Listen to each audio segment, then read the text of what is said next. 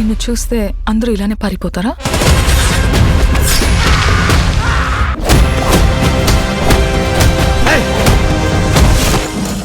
Hai everyone, welcome to Om Brewok Story. Semoga kalian sehat selalu dan diberikan rezeki yang berkah ya. Kali ini Om akan membahas cerita film trailer misteri yang berjudul Hit the Third Case, keluaran tahun 2025. Film ini mengisahkan seorang polisi brutal yang mencoba memecahkan kasus pembunuhan berantai yang sangat kejam. Tapi polisi ini nggak ragu-ragu membunuh orang-orang dengan sangat brutal demi bisa menguak misteri itu. Oh iya, kalau ada yang mau nonton sama putra-putri kalian, mendingan jangan deh. Ini film brutalnya nggak ketulungan. Udah langsung aja bemper Om Brewok Story.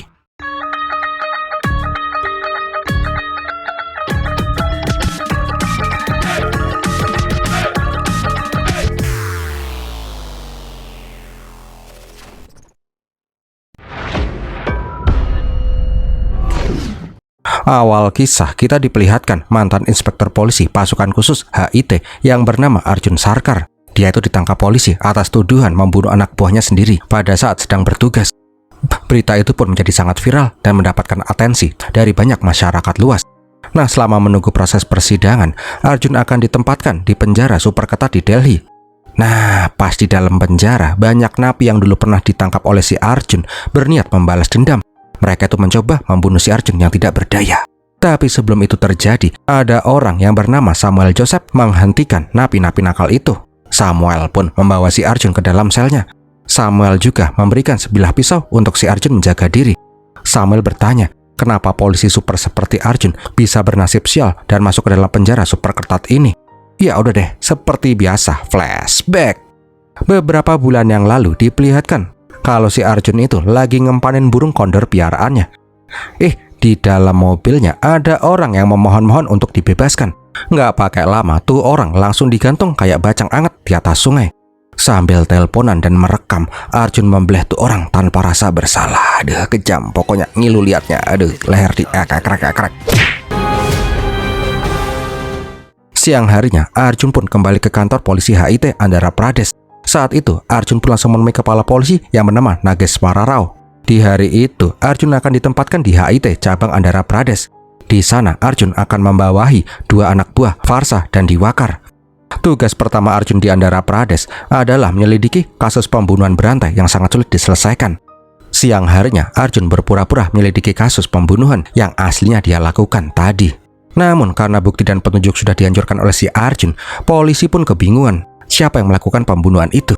Tapi dari hasil otopsi dan forensik mengungkapkan kalau ada 3 bagian tubuh dari kelenjar hormon yang hilang dari tubuh korban. Malam harinya, Arjun pun pulang ke rumah. Diceritakan kalau Arjun itu tinggal berdua dengan ayahnya yang bernama Raj Sangkaran. Baru juga sampai di rumah, Arjun langsung ditodong sama babenya yang udah kepengen gendong cucu. Arjun itu terlalu sibuk bekerja sampai lupa nyari jodoh. Tapi si Arjun mah sabodo teing, pekerjaannya lebih penting daripada kimpoy sama cewek. Tapi bapaknya terus saja memaksa dan menyuruh si Arjun main Tinder aja biar dapet jodoh. Keesokan harinya, Arjun pun kopi darat sama cewek-cewek yang match di Tinder itu. Tapi gimana ya, Arjun gak nemu cewek yang dia anggap pantas untuk mendampingi dirinya. Pas ngerasa udah plong karena gak ada cewek lagi yang akan diajak kopdar, Arjun pun disapa oleh cewek yang sangat cantik yang bernama Mrudula. Rupanya tuh cewek adalah cewek yang disuruh kenalan sama si Arjun via jalur babenya. Babenya pun maksa si Arjun untuk berkenalan dulu sama si Dula. Kalau Arjun ngeyel, Arjun akan dicoret dari kakak. Ya udah deh, Arjun pun nurut-nurut aja. Nah, di luar dugaannya, Dula itu ternyata orang yang sangat asik. Arjun yang kayak es batu, sedikit demi sedikit mencair. Untuk pertama kalinya, Arjun pun ngerasain getar-getar cinta di hidupnya. Alhasil, dia pun pulang sambil cengar-cengir sendiri. Keesokan harinya, polisi kembali melakukan rapat untuk membahas pembunuhan berantai yang sangat barbar itu. Polisi kebingungan kenapa tuh psikoprat membunuh orang malang-malang itu. Beberapa hari kemudian, Arjun kembali berniat membunuh korban keduanya. Dengan cara yang sama, digantung kayak bacang dan dibeleh kayak kambing kurban. Tapi pas Arjun mau ngerekam aksi pembunuhannya itu, tiba-tiba ada yang menembakinya. Dan ternyata orang tersebut adalah anak buahnya sendiri, si Farsa. Nggak sempat menghindar, Arjun pun langsung ditodong sama si Farsa dan meminta si Arjun membuang tuh pisau. Ngeheknya, Arjun justru melempar pisau tersebut ke punggung korban yang membuat Farsa terkejut dan pistolnya pun berhasil direbut oleh si Arjun. Nggak cuman itu, Arjun juga ngeplak si Farsa sampai dia ngeledak. Ketika Farsa siuman, tangan kakinya udah diketik-ketik di kursi oleh si Arjun. Farsa yang kesal mengatakan kalau Arjun itu polisi babok yang tidak pantas jadi seorang polisi di India.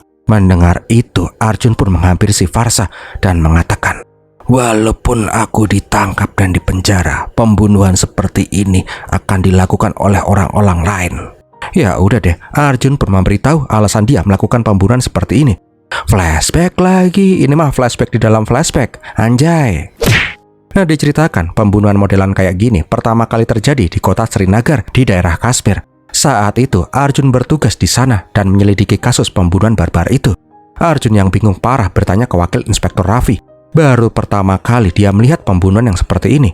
Nah, dari penyelidikan diketahui jika beberapa kelenjar hormon di tubuh korban telah diambil. Tentu aja Arjun melakukan pencarian besar-besaran untuk menemukan tersangkanya.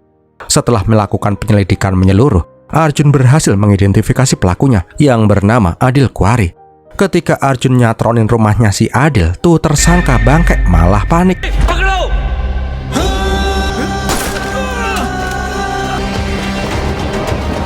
Malah kabur ya, langsung diuber-uber sama si Arjun lah. Singkat cerita, Adil pun melarikan diri sampai ke tempat pemotongan daging. Dikala itu, anak buahnya si Adil langsung menyerang dan ingin membunuh si Arjun. Ya, salah bos, peran utama barbar diserang, ya Arjun balik ngamuk ke mereka lah. Bangkeknya, Arjun ini nggak kayak polisi seperti umumnya. Dia membantai semua orang di sana dengan cara yang paling brutal. Tangan dipotong lah, punggung digerindal lah, badan dibacokin lah, dikeplakin pakai api, pokoknya serem parah.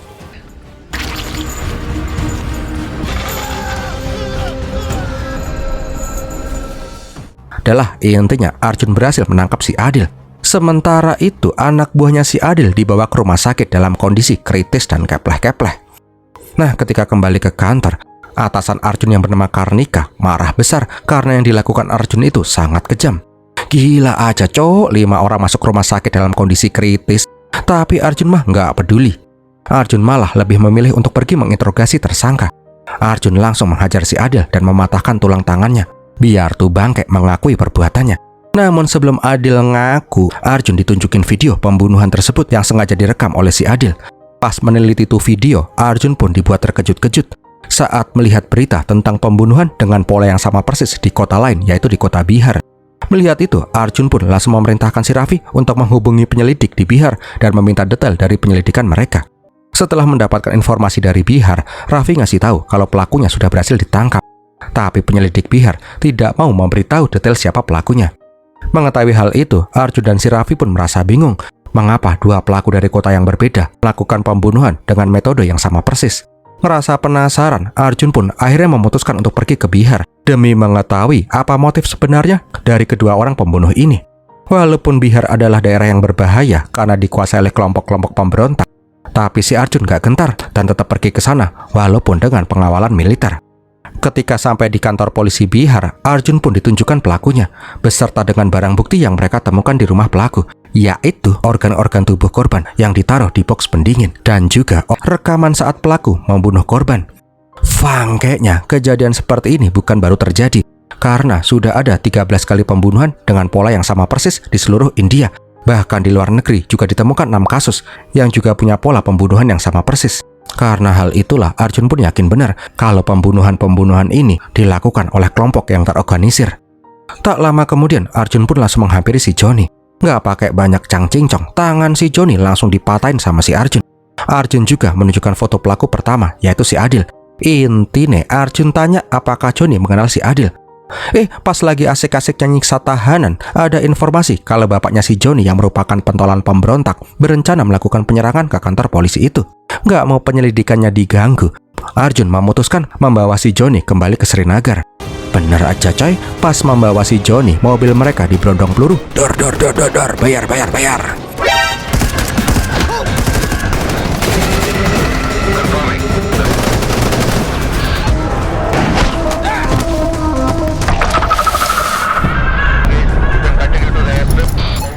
Singkat cerita, mereka pun sampai di Srinagar. Tapi pas tiba di kantor, udah banyak orang yang berdemo yang menuntut si Arjun untuk segera pergi dari Srinagar. Karena si Arjun bangke itu telah menyebabkan orang-orang mereka kritis di rumah sakit. Rupanya orang-orang yang dipelokoto sama si Arjun sampai keplah-keplah di rumah sakit tempo hari itu adalah anggota aktivis pembebasan Kashmir dari India. Hal itu pun dikaitkan menjadi masalah politik dan beresiko menjadi konflik internal di Kashmir. Apalagi kalau sampai orang-orang itu mokat, tekanan dari pusat nggak akan bisa dihindari. Tapi apa kata si Arjun? Bodoh amat, dia mah nggak peduli.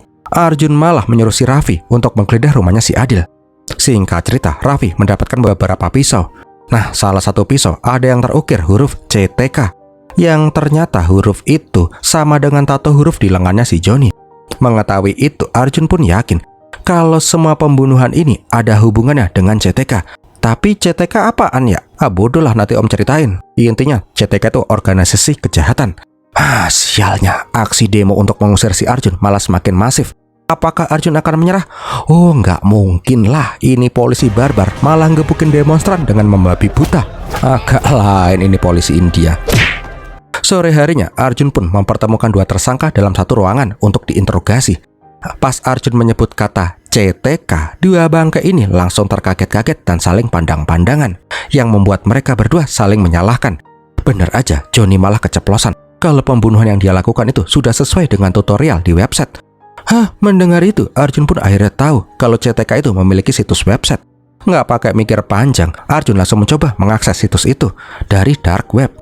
CTK adalah situs rahasia dari sebuah organisasi kejahatan psikoprat yang berisi video-video pembunuhan yang sangat brutal.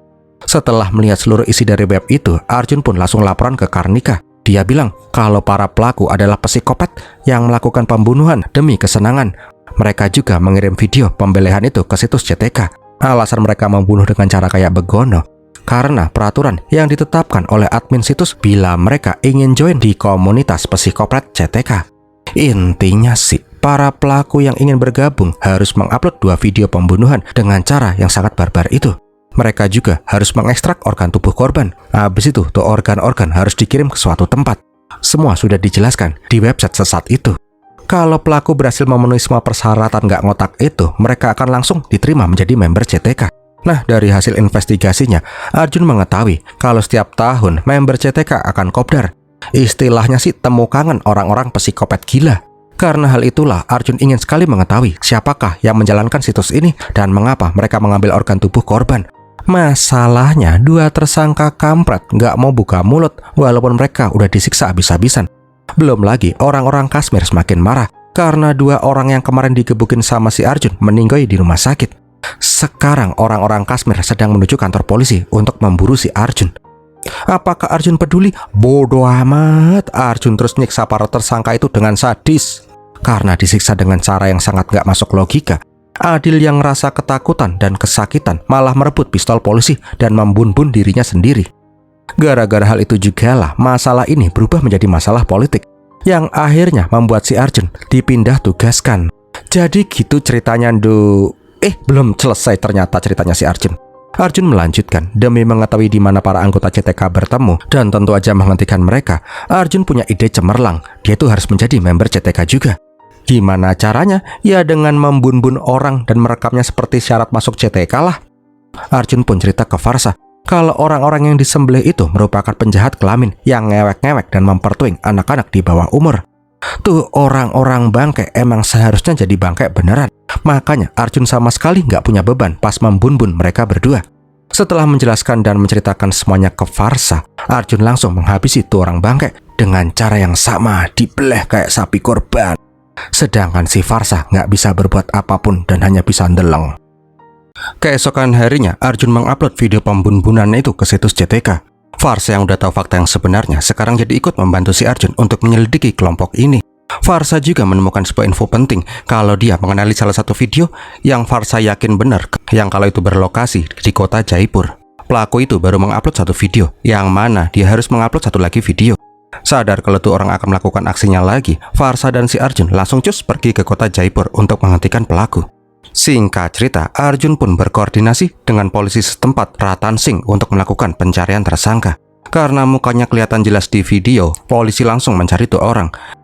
Nah, karena si Arjun selalu aja fokus pada pekerjaannya, Dula pun jadi kangen. Pacarnya kangen, ya udah, Arjun pun menyempatkan diri untuk bertemu sama si Dula.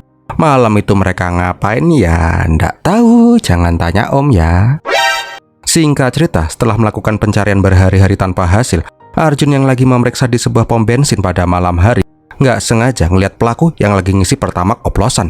Ngeliat ada polisi yang menghampirinya, tuh orang pun langsung panik dan kabur. Ya langsung dikejar lah, mau apa lagi.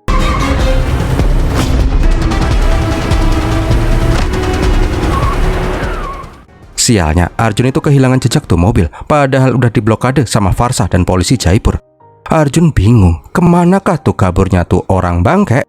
Setelah ditelusuri, ada jejak mobil yang mengarah ke jalan menuju hutan. Bener aja, Arjun menemukan mobil tersangka di sana. Pas dicek, tersangka udah hilang, sedangkan di jok belakang ada cewek calon korban yang diikat-ikat dengan posisi menantang. Kampret! Pas Arjun lengah tuh tersangka malah nusuk perut si Arjun sampai bopeng. Apakah nasib Arjun akan tamat di sini? Oh, nggak mungkin. Walaupun ditikam, Arjun melawan tuh orang sampai keser-keser.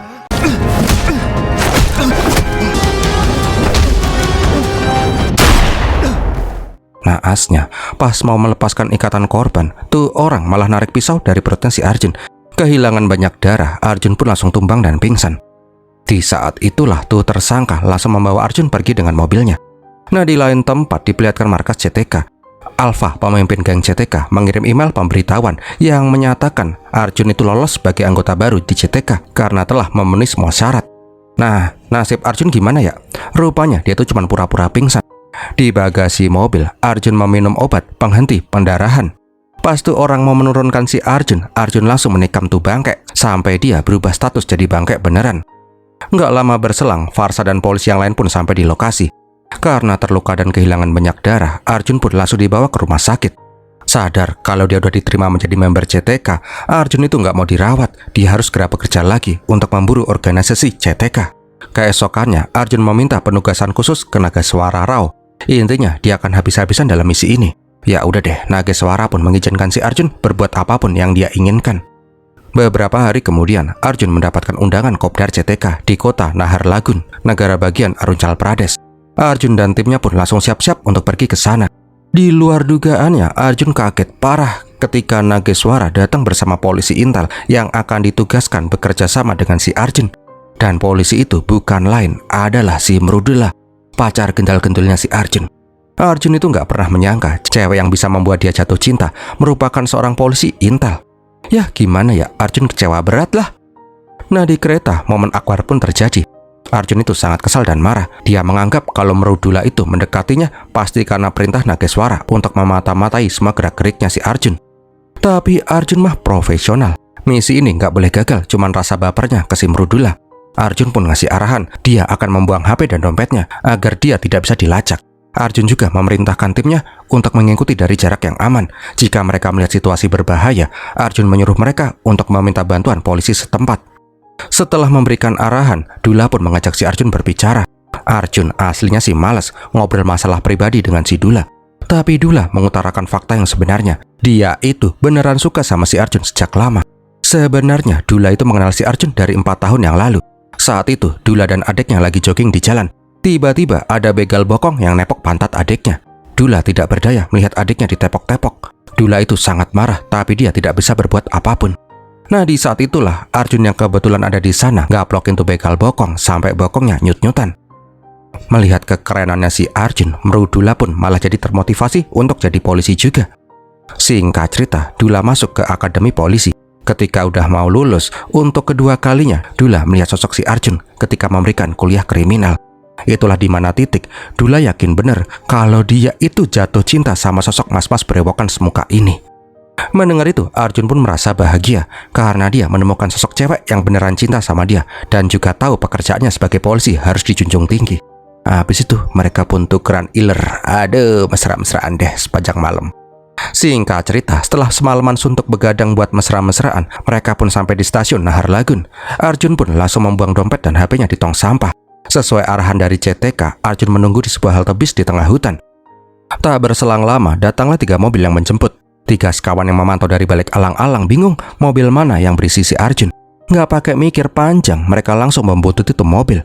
Karena mobil itu berpencar, Diwakar dan si Farsah juga ikutan berpencar. Sedangkan si Dula mengikuti mobil yang terakhir. Sialnya, dari semua mobil itu tidak ditemukan tanda-tanda keberadaannya si Arjun. Karena merasa ada yang aneh, Mrudula pun langsung minta bantuan si Farsa untuk meminta bantuan polisi setempat agar memeriksa tempat-tempat tersebut. Rupanya Arjun gak ikut dalam semua mobil itu. Arjun itu dikerodongin sarung bantal dan dibawa pakai mobil yang disembunyikan di belakang halte bis. Singkat cerita, Arjun dibawa ke bekas reruntuhan benteng di tengah hutan. Saat tiba di sana, Arjun pun disambut oleh pemimpin kelompok CTK, si Alpa. Alpa juga mengucapkan selamat atas pencapaian si Arjun yang sangat memuaskan. Dalam waktu singkat, Arjun bisa menyelesaikan semua syarat masuk grup CTK. Setelahnya, Alpa sendirilah yang mengantar si Arjun masuk ke dalam dan menunjukkan kamar pribadinya. Di kamar itu sudah disediakan tuxedo putih untuk Arjun kenakan. Di lain sisi, Dula pun langsung laporan ke Nageswara kalau Arjun hilang tanpa jejak. Sekarang mereka lagi berusaha mati-matian untuk mencari posisi si Arjun. Dengan bantuan polisi lokal, mereka akan mengerebek 3 lokasi mobil berhenti yang diduga sebagai markas CTK. Rupanya di malam itu nggak cuma si Arjun yang menjadi member baru, ada 4 orang lagi yang juga berhasil lolos join member CTK. Karena nggak disebutin nama-namanya, kita panggil aja mereka Kitu, Ketu, Kitil, sama Yayu. Mereka pun dibawa ke tempat yang seperti area gladiator.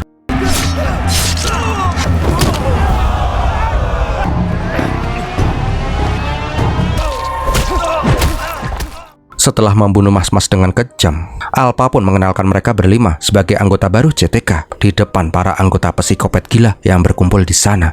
Sebagai simbol inaugurasi, Arjun pun disuruh memotong tali tambang.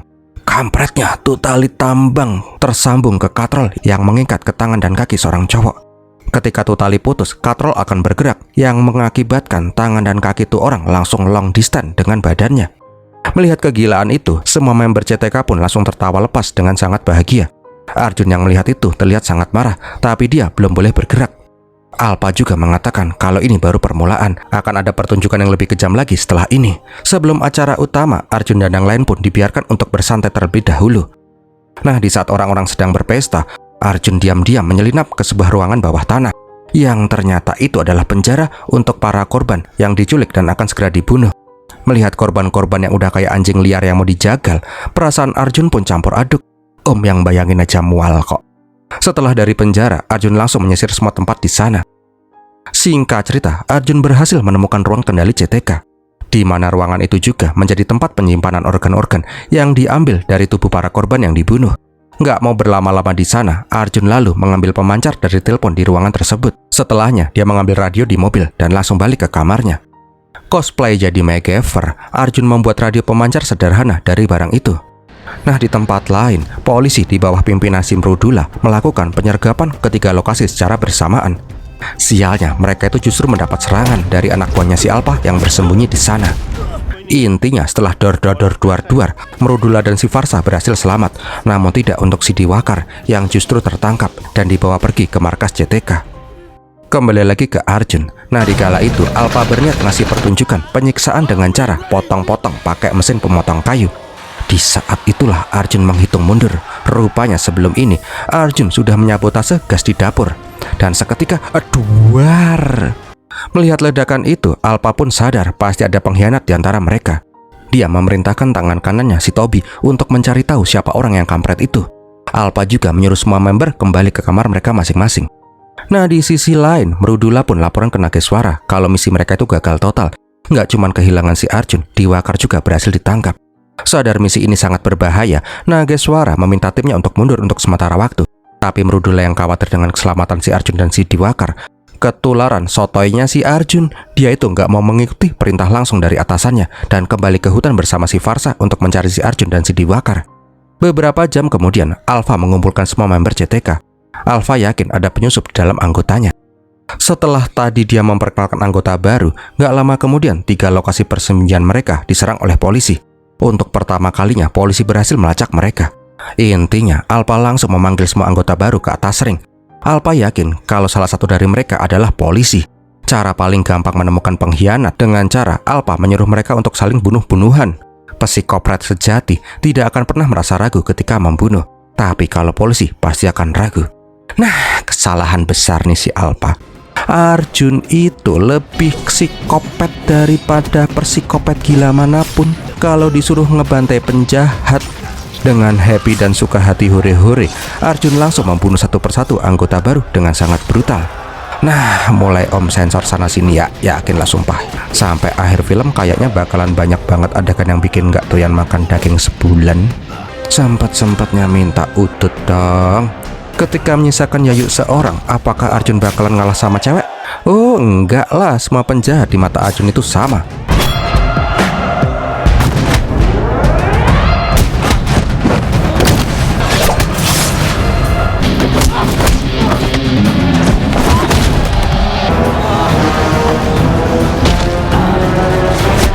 You can't survive here. Dan Mbak Yayu pun langsung punya titel almarhumah. Setelah berhasil membunuh semua orang, Alpa pun sangat terkesan dengan si Arjun. Tapi Alpa masih ragu apakah Arjun ini beneran psikoprat atau polisi. Untuk lebih valid membuktikannya, Alpha memanggil anak buahnya bersama si Diwakar yang ditangkap. Arjun pun diperintahkan untuk membunuh polisi yang ditangkap itu. Nggak punya pilihan lain, Arjun terpaksa berkelahi dengan si Diwakar dan berpura-pura ingin membunuhnya. Di pertarungan itu, Arjun bilang ke Diwakar untuk mengikuti alurnya, dia akan mencari cara agar mereka berdua bisa selamat dari sana. Untung aja Tobi datang tepat waktu dan ngasih tahu ke Alpha kalau dia menemukan alat transmisi di kamarnya si Kitil. Kenapa gitu? Karena Arjun sebelum ini naruh tuh pemancar di kamarnya si Kitil. Oh, pintar dan licik ini orang ya. Karena udah menemukan polisinya, Alpha meminta semua orang kembali untuk melanjutkan keseruan mereka. Dan yang akan disiksa dan dibunuh selanjutnya adalah si Diwakar. Tapi Arjun pura-pura marah. Cuman karena ingin mengetahui siapa pengkhianatnya, dia harus mati-matian membunuh 4 orang lain. Arjun pun berkata kalau dia tuh belum yakin kalau cuman ada 1 polisi di antara mereka. Arjun meminta waktu 1 jam. Dia akan menyiksa polisi ini untuk menggali informasi apakah rencana polisi selanjutnya. Biar si Alpha percaya, Arjun langsung nyopot tulang tangan si Diwakar dari persendiannya. Alpha yang lihat kegilaannya si Arjun akhirnya percaya dan memberikan waktu Arjun melakukan apapun yang dia inginkan ke polisi itu. Singkat cerita, Arjun pun membawa Diwakar ke ruang bawah tanah. Dengan keahlian yang dia pelajari dari Haji Naim, Arjun berhasil mengembalikan tulang tangan Diwakar seperti sedia kala. Adalah intinya aja nih ya, Arjun punya rencana agar Diwakar dan para tahanan bisa dibebaskan dari neraka dunia ini. Nanti pas Arjun mengalihkan perhatian, Diwakar harus membawa semua tahanan kabur ke dalam hutan. Setelah berhasil kabur, Diwakar harus langsung ngabarin polisi yang lain segera gerebek tempat ini dengan pasukan penuh. Bila Arjun tidak berhasil selamat, tolong bilang ke Merudula kalau si Arjun itu sangat mencintainya. Nah, sedangkan di dalam hutan, Merudulan dan si Farsa terus mencari posisinya si Arjun. Untung aja di sana mereka mendapatkan petunjuk. Merudula mendengar ada sinyal dari gelombang radio di HT-nya. Merudula pun sangat yakin kalau sinyal itu berasal dari si Arjun. Bener aja, pas mengikuti itu sinyal, mereka melihat burung kondor piarannya si Arjun yang udah dikasih transmisi pemancar. Nggak mau membuang waktu, Merudula dengan pasukannya langsung mengikuti tuh burung bangkai ke lokasi Arjun disekap. Nah, di markas CTK, Arjun laporan ke Alpha kalau semuanya udah beres, nggak ada polisi lain di tempat ini. Awalnya sih Arjun ingin mengalihkan perhatian mereka agar rencana pelarian Diwakar dan para tahanan berjalan lancar. Akan tetapi, saat melihat korban selanjutnya yang dibawa si Alpha adalah seorang bayi, Arjun pun langsung plolor. Alpha berniat menyiksa tuh Debai dan membunbunnya dengan cara yang paling kejam. Kali ini, Arjun udah benar-benar nggak bisa menahan kemarahannya.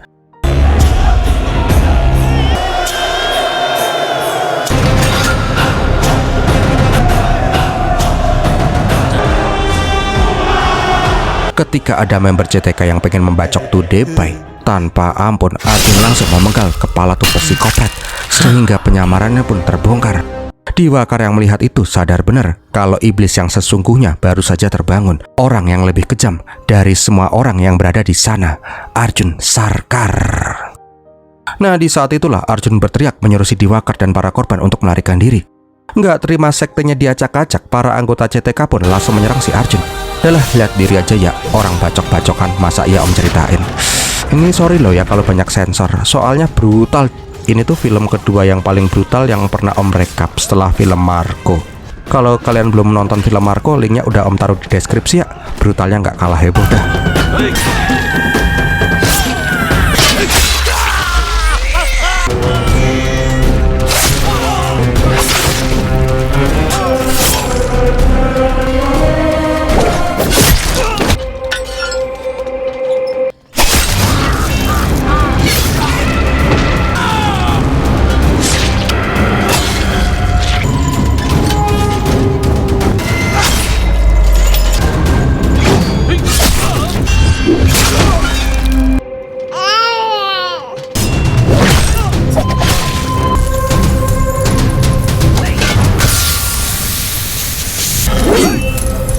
Sialnya, karena jumlah member CTK itu sangat banyak banget, Arjun pun keteteran pas membantai mereka.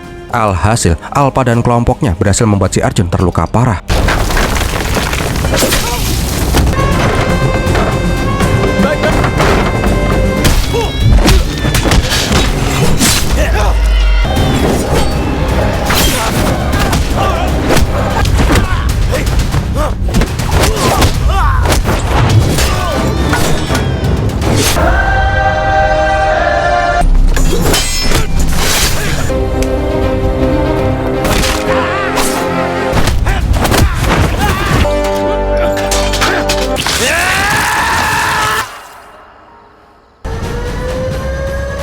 Untungnya, Diwakar dan para tahanan yang lain berhasil keluar dari sana, meninggalkan si Arjun sendirian.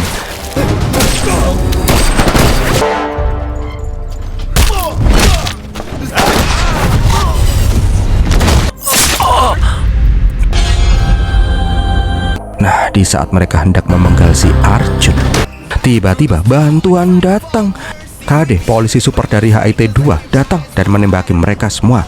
Keren banget, cok. BTW Om belum pernah rekap hit 1 dan hit 2 ya? Gimana, gas nggak nih rekap juga? Kalau banyak yang request iya, Om bakal rekap deh. Dalam intinya aja nih ya, KD, Merudula dan Farsa langsung merangsek masuk dan membantai setiap member CTK yang mereka lihat. Tentu aja peran utama kita juga ikutan join mabar. Apa itu luka parah nggak kepake di film India. Nah, singkat cerita, Alpa yang panik dan ketakutan akhirnya kembali ke ruangannya dan langsung menghancurkan semua barang bukti yang ada di sana. Habis itu langsung mencoba melarikan diri. Tapi nggak semudah itu, Ferguson. Arjun datang dan mengajak Alpa duel 1 by 1.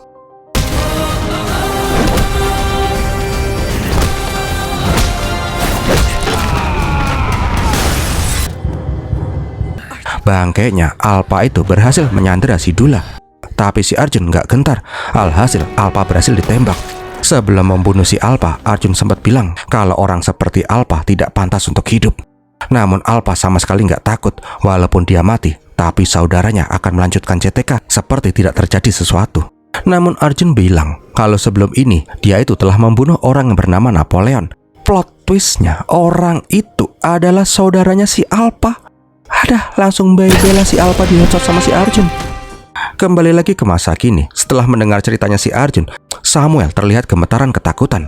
Kenapa ini orang malah jadi jiper? Flashback bentar sekali lagi deh ya, sekali lagi. Setelah berhasil membantai semua member CTK, Arjun menyelidiki kemanakah organ-organ korban itu dikirim.